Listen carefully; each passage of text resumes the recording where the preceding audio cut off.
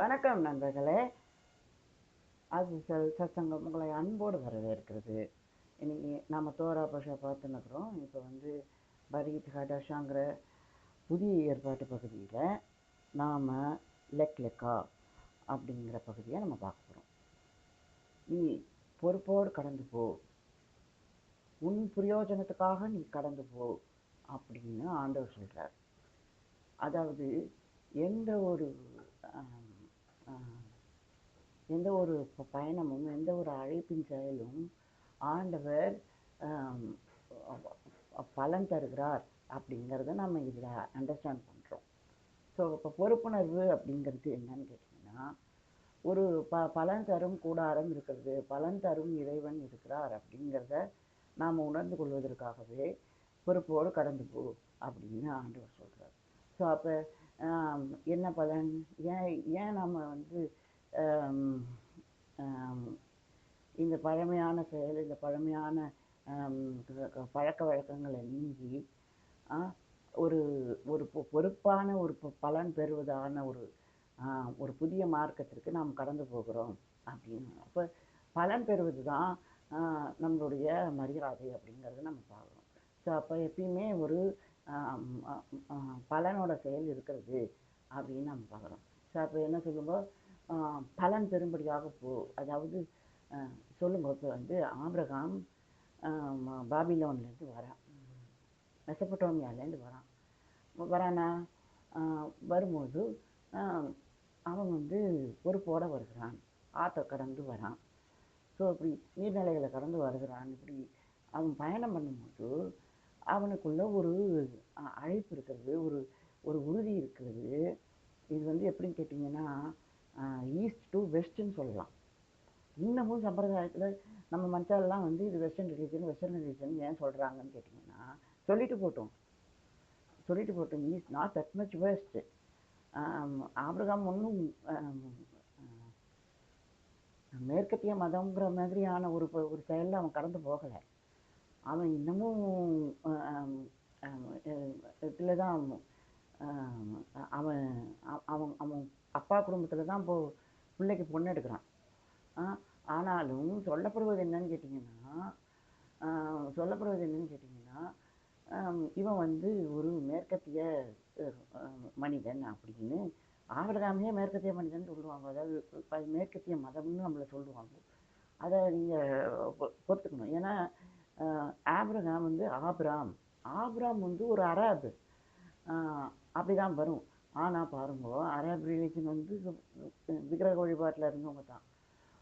ஆனால் இவன் வந்து ஹீப்ரூன்னு பேசப்படுகிறான். ஸோ அப்போ ஹீப்ரூங்கிறது என்னன்னு கேட்டிங்கன்னா, அது ஒரு மொழி, எபிரேய மொழி. சரி, அரேபிக்கில் எபிரேய மொழி இருக்குதா? இருக்குது. ஸோ அது வந்து ஒரு எபிரேய மொழி தான் அரேபிக்கு ஆதாரம். ஸோ அப்போ இவன் வந்து ஒரு தெளிவான மொழியை வச்சுன்னுக்குறான், எபிரேய மொழியை வச்சுன்னுக்குறான் அப்படிங்கிறத நம்ம தெரிஞ்சுக்கிறோம். அப்போ நீங்கள் பாருங்க, இப்போ மெசபடோமியாவில் எபிரேய பாஷை பேசியிருக்காங்க, பாபிலோனில் எபிரேய பாஷை பேசியிருக்காங்க. இப்போ இவன் ஆபிரகாம் கடந்து வருகிறான், ஹீப்ரூன்னு அழைக்கப்படுகிறான். ஸோ அப்போ ஹீப்ரூ அப்படிங்கிறதுக்கு அர்த்தம் என்னன்னு கேட்டிங்கன்னா,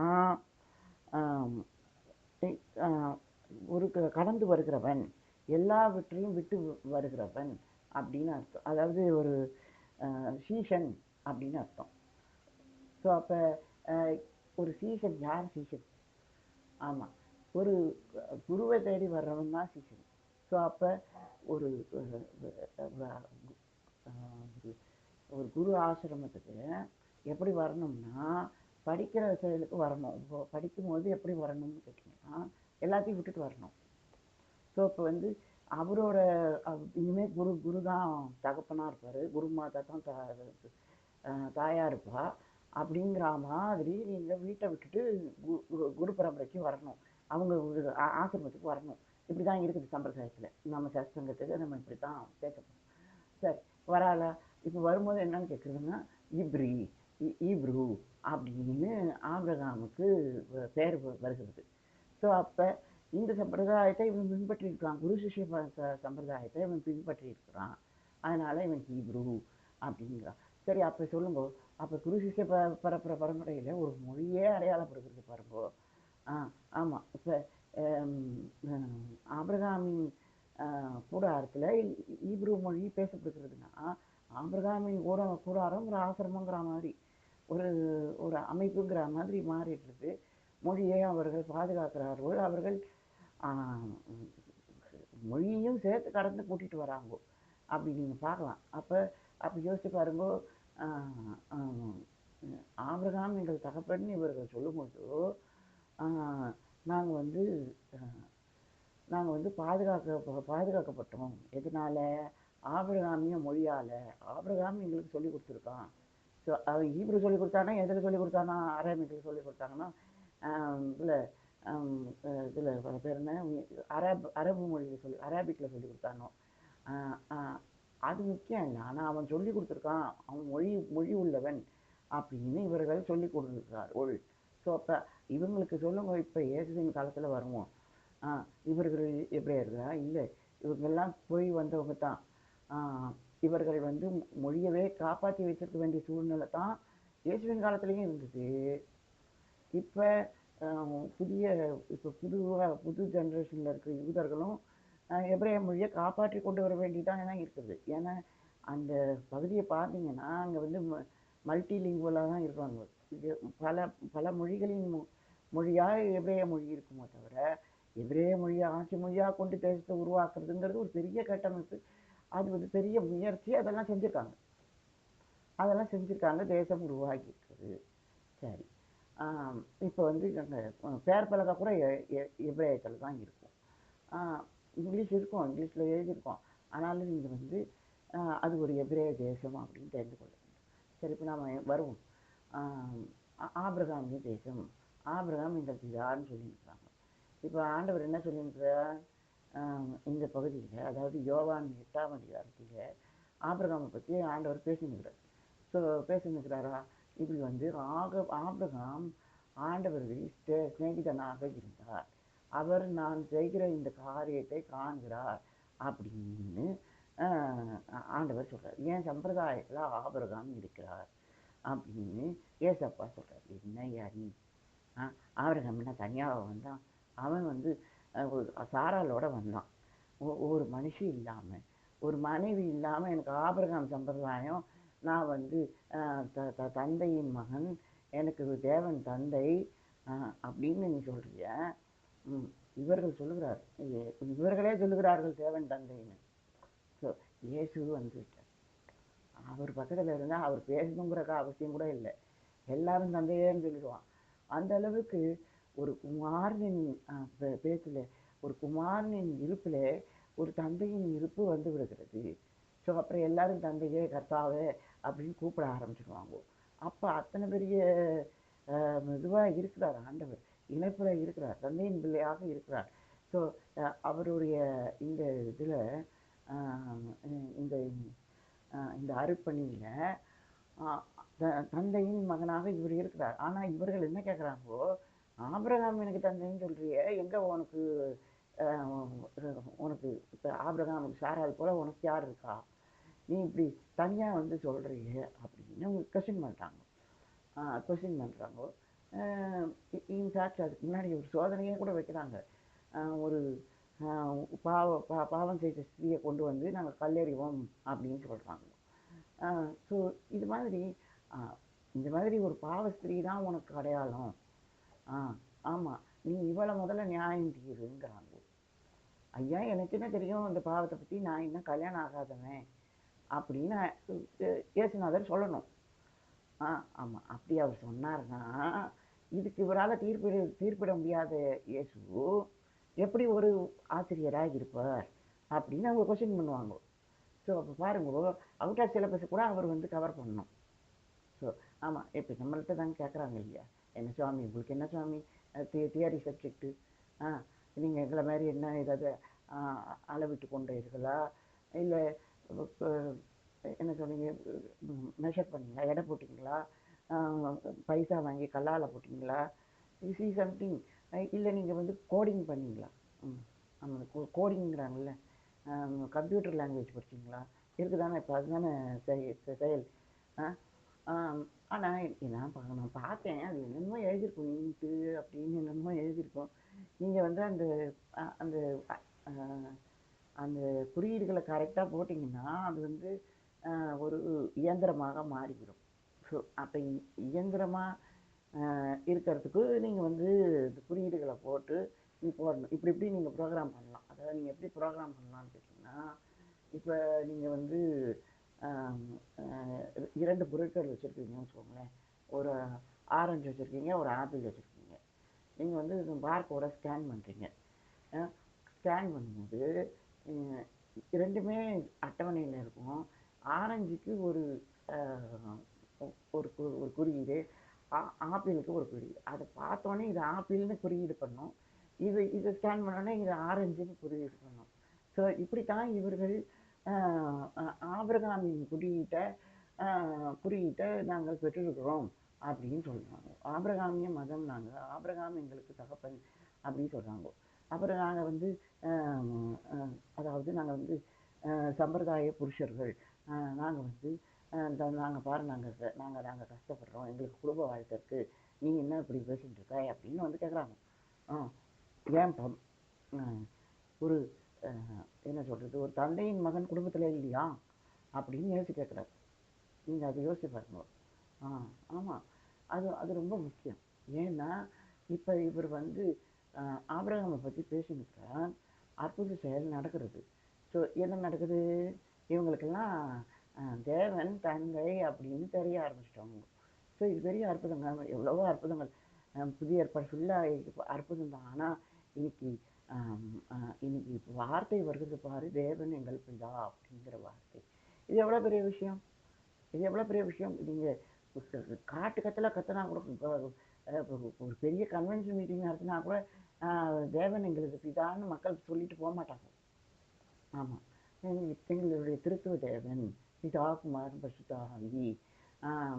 அப்புறம் என்ன சொல்லுவாங்க, நாங்கள் பாவம் பண்ணோம், சிலுவையை பார்த்தோம், ஆண்டவர் எங்களை மன்னிச்சார் அப்படின்னு சொல்லிட்டு போவாங்க. இல்லை, இதிலெல்லாம் கூட செயல் என்னன்னு கேட்டிங்கன்னா, பிதா குமாரன் பரிசுத்தாவியில் தேவன் எங்களது தந்தையாகிவிட்டார். அது என்ன பிதா, அது என்ன தந்தை? அது சொல்லுங்க. பிதா வேற தந்தை வேறையா? இல்லை, பிதா வந்து ஒரு திருத்துவ அட்டவணை. ஆமாம், அவர் வந்து இதுவாக இருக்கார், என்ன சொல்கிறது, அது செயல்முறையாக இருக்கிறார், ஆசீர்வாதத்தின் செயல்முறையாக இருக்கிறார். நீங்கள் தந்தைன்னு சொல்லும்போது அங்கே ஆசீர்வாதமும் இல்லை, இதுவும் இல்லை, ஆசீர்வாதத்துக்கோ இல்லை உறவு முறைக்கோ விஷயம் இல்லை. தந்தையின் மகன் சொல்கிறது ஒரு சிஷ்யன். ஆமாம், அதுதான் விஷயம். ஸோ அப்போ என்ன மாதிரி என்ன மாதிரி சிகிச்சை பண்ணுறார் நீங்கள் அதை பார்க்கணும். ஆமாம், இப்போ வந்து இந்த பாவியான ஸ்திரியை கொண்டு வந்து நிறுத்துனாங்களே, ஆமாம், அவங்க கொண்டு வந்து நிறுத்துனாங்கன்னு நீங்கள் நினைக்கிறீங்களா? நீங்கள் அதை சொல்லுங்கள். அவருக்கு அது பதில் சொல்லுவாருன்னு நீங்கள் நினைக்கிறீங்களா? அவங்க கடைசி வரைக்கும் அவருக்கு பதில் சொல்லவும் இல்லை. ஆமாம், உன்கிட்ட பாவம் இல்லைன்னா நீ வந்து தொடு அப்படின்னு அவர் சொல்லிட்டு போயிட்டார். ஸோ என்னடா இந்த மனுஷன் இப்படி பேசுனான், பாவம் பாவம் இல்லாதவன் தொடுன்னு சொல்கிறான்னு. ஸோ அவர்கள்கிட்ட என்ன அத்தனை ஒரு உணர்வு, அத்தனை ஒரு மனத்தெளிவு இருந்து அவர்கள் போனார்களா? இல்லை, கண்டிப்பாக இல்லை. ஐயா எனக்கு இதை பற்றி தெரியாது, ஆமாம், I'm not to judge this அப்படின்னா ஏசப்பா சொல்கிறார். எவ்வளோ பெரிய நல்ல ஆமாம், கற்புள்ள மனிதன் யசூரன். ஆமாம், ஐம் நாட் நீங்கள் என்ன வேணால் சொல்லிக்கோங்க. ஆமாம், நீங்கள் என்ன வேணால் சொல்லிக்கோங்க, நான் வந்து அடுத்தவங்க பொண்டாட்டியை பார்த்தேன்னு சொல்லிக்கோங்க, எனக்கு அதை பற்றி கவலை இல்லை. ஆமாம், எனக்கு அதை பற்றி ட்ரபிள் இல்லை. நான் என் தந்தையின் குமாரன், நான் நல்ல வாழ்க்கையின் அடையாளமாக இருக்கிறேன். இது எல்லாரும் சொல்லணும், ஒவ்வொருத்தரும் சொல்லணும். ஆமாம், ஏன்னா உங்களை சேர்த்து வச்சு பேசுகிறாங்கன்னு சொல்கிறதுனால நீங்கள் வந்து நீங்கள் வந்து உங்களுடைய தந்தையின் அடையாளத்தை விட்டு கொடுத்து விட முடியாது. நீங்கள் வந்து நல்ல குடும்பத்தில் நல்ல பரம்பரையில் இருக்கிறீங்க, அதை நீங்களும் காப்பாற்றிக்கணும், உங்களை சேர்ந்தவங்களும் காப்பாற்றப்படணும். அதுக்காக நம்ம முயற்சி பண்ணணும். நம்மளை சூழ எது வேணால் நாடகம் நடக்கலாம், அதை பற்றி நம்ம யோசிக்க வேண்டாம். ஆமாம், நான் யார் வேணால் நம்ம அறிக்கை பண்ணலாம், அது விஷயம் இல்லை. ஆனால் நடப்பது என்னன்னு கேட்டிங்கன்னா, இது நடக்குது. ஆமாம், செயல்பாடு நடக்கிறது. பிதாக்குமாரன் பரிசுத்தாவினால ஆசீர்வாதம் நடக்குது. நீங்கள் சொல்லு பாருங்க, பாருங்க என்ன தான் நடக்கலை, என்ன நல்ல காரியம் நடக்கலை சொல்லுங்க. எல்லாத்துக்கும் உங்களுக்கு பலன் கிடைக்குமா? நான் ஆரம்பத்தில் சொன்ன மாதிரி பலன் பெறும்படியாக போகணும். ஆபிரகாமுக்கு தேவன் சிச்சை பண்ணி அனுப்புகிறார் பாருங்க. ஸோ இப்போ அவங்க புருஷன் முண்டாட்டி தான், ஆனால் இன்னும் பிள்ளை இல்லை, ஆனால் பலன் பெறும்படியாக போகணும்னு அனுப்புகிறார். நான் அதைத்தான் தோரா பகுதின்னு சொல்லியிருந்தேன். இங்கே அஸ்தோரா பரித் கடாஷெல்லாம் கேட்குறீங்கன்னா எல்லாத்தையும் ஒரே சீராக பாருங்கள். லெக்லெக்காங்கிற ஒரு பகுதியில் நான் 1 2 3 பகுதி போட்டிருக்கேன்னா எல்லாத்தையும் பாருங்கள். அதில் 2 பகுதி போட்டிருக்கேன். ஸோ இப்போ நீங்கள் கேளுங்க. இப்போ பலன் பெறுவது செயல்ல யார் வந்திருக்கா? தந்தை வந்திருக்கிறார். ஸோ அப்படி தந்தை ஒரு ஒரு உருவம் கொண்டு வந்திருக்கிறார். நீங்கள் அதை பார்க்கணும். அப்போ யோசிச்சு பாருங்க. ஆபிரகாமின் அடையாளத்தை வேண்டு கொண்டு வந்திருக்கிறார். ஆமாம், ஆபிரகாம் வந்திருக்கிறான் அப்படின்னு ஆண்டவர் சொல்கிறார். அட என்னையா இது? ஏதாவது இந்திரதேவன் வந்தான்னு சொல்லு, மழை தேவதை வந்தான்னு சொல்லு. ஆமாம், it is something like that. ஏன்னா எந்த கர்மாவுக்கும் கொஞ்சம் தண்ணி விடணும் ஸோ சொல்லுவாங்களோ. அதாவது மழை தேவதைன்னு சொல்லும்போது அது வந்து ஒரு விதமான ஒரு பெண்மை அடையாளம். ஸோ அதனால் நாங்கள் இருக்கிறது இப்படி தான்ப்பா. நாங்கள் வந்து குடும்ப அடையாளத்தை தான் பார்ப்போம், புருஷ முண்டாட்டியை தான் பார்ப்போம். ஆபிரகாமும் பொண்ணு மனைவியை கூட்டிகிட்டு தான் வந்தான். அதுதான் ஆண்டவர் சொல்லியிருக்கிறார். ஆபிரகாமுக்கு குமாரனா இல்லையே. நீங்கள் யோசிச்சு பாருங்க. ஈசாக்கு இது என்ன சொல்கிறது, உன் சேர்த்து ஏககுமாரனை கொண்டு வான்னு சொல்லி ஆண்டவர் கேட்குற அளவுக்கு இருக்கே. சொல்லுங்க. அப்போ நம்ம நிலைமை, நம்ம இவ்வளவு வைதிகத்தை இவ்வளவு என்ன சொல்கிறது செயல்பாடெல்லாம் செய்தும் கூட நாம் காப்பாற்றப்பட வேண்டியவர்களாக இருக்கிறோமே. நீங்கள் அதை சொல்லுங்க. ஸோ இப்போ நமக்கு ஆண்டவர் தந்தைன்னா நாம் ஏன் இப்படி இப்படி பலிபீடத்தில் கஷ்டப்படணும்? ஆமாம், நம்ம பிள்ளைய ஏன் பலிபீடத்து மேலே வைக்கணும்? அதை சொல்லுங்க. இல்லை, அப்படி இல்லை. ஆபிரகாம் அதை செய்யவும் இல்லை. அவன்கிட்ட ஒரு பிள்ளை வெட்டும் கத்தி அவன் இடத்துல இல்லை. என்கிட்ட அவன் ஆடு வெட்டுற கத்தி தான் இருக்குது. ஸோ ஆனால் அவன் வந்து இந்த கொடுமையை பார்க்குறான். ஸோ என்ன கொடுமை? ஆபிரகாம் எனக்கு தந்தை அப்படின்னு இவர்கள் அறிக்கை பண்ணியும் இவர்கள் பாரும்போது இப்போ நீங்கள் ஆபிரகாம் எங்களுக்கு தந்தை அப்படின்னு சொல்லி இல்லை சார், தேவன் எங்களுக்கு தந்தை அப்படின்னு இவர்கள் அறிக்கை பண்ணியும் ஆபிரகாமை இவங்க ஏற்றுக்க மாட்டுறாங்க. ஸோ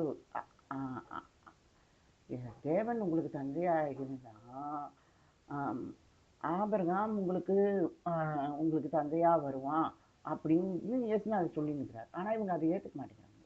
ஆபிரகாம் எங்களுக்கு செயல்பாட்டுக்கு தந்தை, தேவன் எங்களுக்கு பர்சனல் தந்தை அப்படின்னு ஆபிரகாமையே பிரித்து வச்சிடுறாங்க. ஸோ பாருங்க, இப்போ வந்து நான் என்ன சொல்லியிருந்தேன், சிஷ்ய பரம்பரைனா குரு பரம்பரை, அதில் வந்து குருவோட இதுவாக இருக்கணும். அதில் கஷ்ட நஷ்டம் இருக்குதுன்னா அதுக்கு ஏற்றுக்கணும். ஆமாம், இது பாருங்க, நான் எவ்வளவோ பிரயாசப்படுத்துகிறேன், பயணப்படுத்துகிறேன். கையில் காசு இருக்குதோ இல்லையோ, நான் வந்து பயணப்பட்டு ஜபம் பண்ணி ஒரு மூமெண்ட்டில் இருக்கிறேன். ஆமாம், இப்போ கூட எங்களுக்கு ஒரு போதகர் கூட்டம் இருக்கிறது, ஏற்பாடாகி இருக்குது. ஸோ நாங்கள் போவோம்.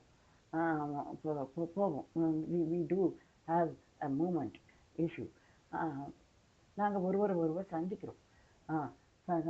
இதுக்காக நான் வந்து கொஞ்சம் பைசாவும் எடுத்து வச்சுருந்தேன்.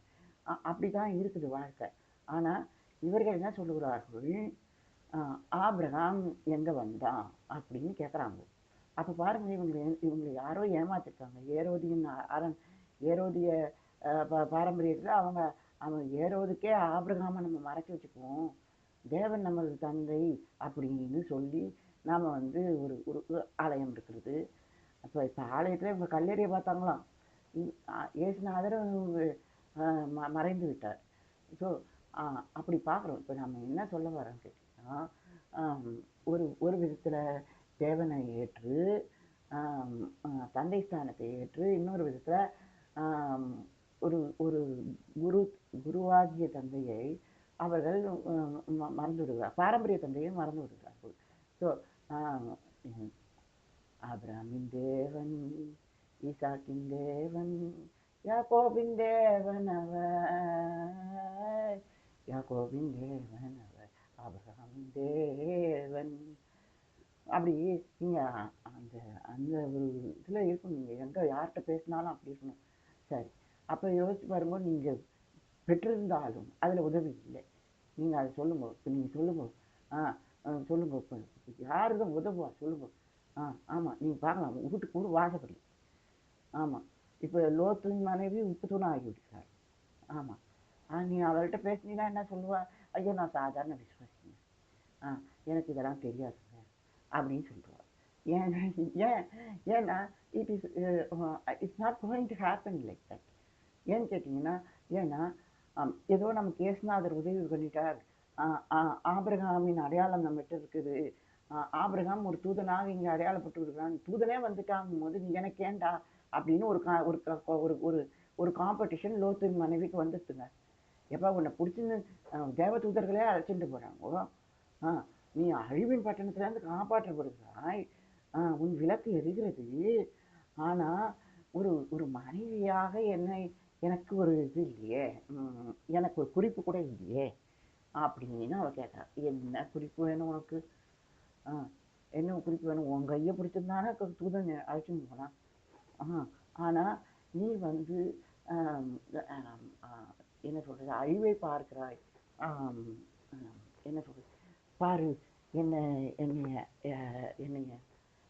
என்னைய பரியாசம் பண்ணவங்களோட நிலைமையை பாருன்னு நீ திரும்பி பார்க்குறாய். ஏன் இதில் என்ன இருக்குது? இதில் என்ன உனக்கு சந்தோஷம் கிடைக்க போகிறது சொல்லுங்க. ஏன்னா வாழ்க்கையில் உப்பு படிந்து கொண்டு இருக்குது. ஆமாம், நீ உதறி விட்டு வெளியில் வர்றதை விட்டுட்டு நீ வந்து திரும்பி பார்க்குறாய். அது தப்பானோ? இப்போ நம்ம வரோம். சரி, இப்போ வரும். இப்போ ஆபிரகாமின் இடத்துல, அதாவது ஒரு ஒரு ஒரு தூதனின் இடத்துல ஒரு பெண்மணியை அவள் பொருத்தி பார்க்கும் ஒரு ஒரு இது இருக்குது, ஒரு வழிமுறை இவர்கள்கிட்ட இருக்குது. ஸோ அப்படி இருந்தும் ஏன் நான் கேட்குறேன், லோத்து தன் மனைவியை கையை பிடிச்சி கூட்டிட்டு வந்தா என்ன? அது சொல்லு. ஏமா இது வருது, அழிவு வருது, வா ஒடியா அப்படின்னு மனைவியை கூட்டின்னு வந்தா என்ன? 2 மகள்களும் சேர்ந்து வருகிறார்கள், இவள் மட்டும் தாமதப்படுகிறார். இப்போ பாருங்க, திரும்பி பார்க்கக்கூடாதுங்கிறது எல்லாருக்கும் கட்டளை. அப்படி இருக்கும்போது இப்போ மனைவியை கூப்பிடணும்னா அவன் திரும்பணுமான்னு அதை சொல்லுங்க. இப்போ தியரி சப்ஜெக்ட்னு நீங்கள் சொல்லிட்டீங்க. ஆனால் யோசிச்சு பாருங்க, இதில் வந்து ஆபிரகாமின் இருப்பு இருக்கிறது. அவன் வந்திருக்கிறான். அப்போ நம்ம அவனை பார்ப்போமா, இல்லை இவ சண்டை போடுறான்னு நம்ம பார்ப்போமா? சொல்லுங்க, மரியாதை எங்கே இருக்கும்? நீங்கள் அதை யோசிச்சு பாருங்க. ஆமாம். ஸோ அதனால் இது வந்து கஷ்டம். ஆமாம், இது வந்து கஷ்டம். இப்போ குடும்பத்தில் பிரிவினை வந்துடும். ஆனாலும் ஆண்டவர் ஒரு பிராண சிநேகிதன்கிறத நீங்கள் தெரிஞ்சுக்கணும். அதுதான் நம்ம சொல்கிறோம். அப்போ ஆண்டவர் நம்மளுடைய செயல்பாட்டிலே சேர்ந்திருக்கிறார். ஆமாம், இப்போ உங்களால் பிதா குமாரன் பசுத்தாவின்னு சொல்லி ஆமாம் இந்த ஆபிரகாமிய செயல்பாட்டை ஆசீர்வதிக்க முடியும் அப்படின்னு நம்ம பார்க்க முடியும், காப்பாற்றப்பட முடியும் அப்படின்னு நம்ம பார்க்குறோம். ஸோ அதான் விஷயம். நாம் இந்த பகுதியில் அதை தான் நம்ம தெரிஞ்சுக்கிறோம். ஸோ ஆபிரகாமின் என்ன சொல்கிறது, ஆபிரகாமின் வாக்குறுதி என்னிடத்தில் இருந்தது அப்படின்னு இயேசு சொல்லுகிறார். அதுதான் நம்ம பார்க்குறோம். ஸோ ஆபிரகாமின் வாக்குறுதி என்ன? ஆமாம், பிள்ளையாண்டானே தொடாதே அப்படின்னு ஆண்டவர் சொல்லுகிறார். ஆமாம், அது சரி. நன்றி.